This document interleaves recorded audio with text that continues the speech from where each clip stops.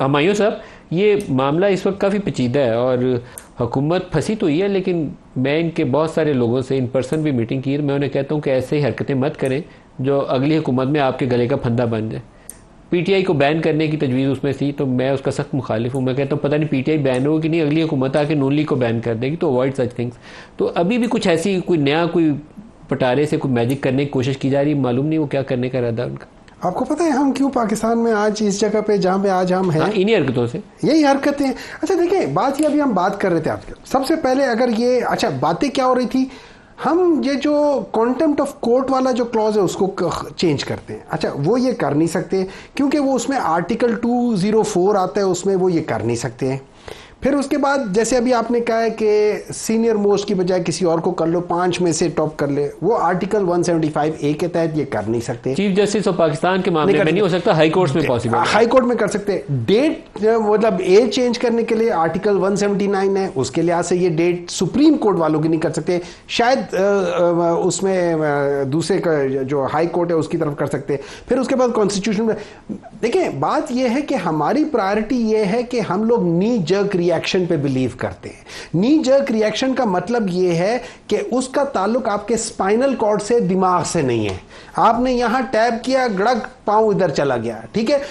ये पाकिस्तान करते ही है, ये सोचता नहीं है, नी जर्क रिएक्शन है। आपने उधर मार दिया, गड़क लात लग गई, सोचेंगे नहीं। आपके ख्याल में हायर जो है ना, जो आपका ग्रे ख्वाजा आसिफ ने अभी कहा है नेक्स्ट वीक में जॉइंट सेशन होगा। अभी ये 28 वाली जो खबर थी शायद वो नहीं होगा, नेक्स्ट वीक में होगा। देखिए ये बात नहीं है, बट यार पॉसिबिलिटी क्या सियासी जमात को पता है, पीटीआई को पता है, जब तक ये अगलों के वोट तोड़ेंगे नहीं। आपके तोड़ सकते हैं ना 41, मतलब देखिए ना 41 का उन्होंने अभी तक पार्टी फिलेशन का नोटिफिकेशन नहीं किया। देखिए अगर 41 को भी किया जाए तो वो इस वक्त उसमें है ना, ये क्या कह सकते हैं, सुन्नी काउंसिल में, तो उनको भी ये नहीं कर सकते ना, उनको भी, वो भी एक जमात तो बन गई है ना।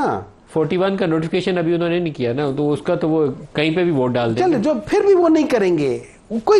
कोई बंदा जो पॉलिटिक्स में अपनी सबसे बड़ा कैच इस वक्त आपकी वो मखसूस निशिस्तों का है, वो अगर हुकूमत को मिल जाती तो उनकी टेंशन खत्म हो जाती। अभी टेंशन उनकी बढ़ गई है। मुझे एक बात बताएं, ये किस चीज के लिए करना चाहते हैं? ये गलत काम के लिए करना चाहते हैं ना। गलत काम अगर आप किसी भी लिहाज से करें, उसका नतीजा कभी ठीक हुआ है?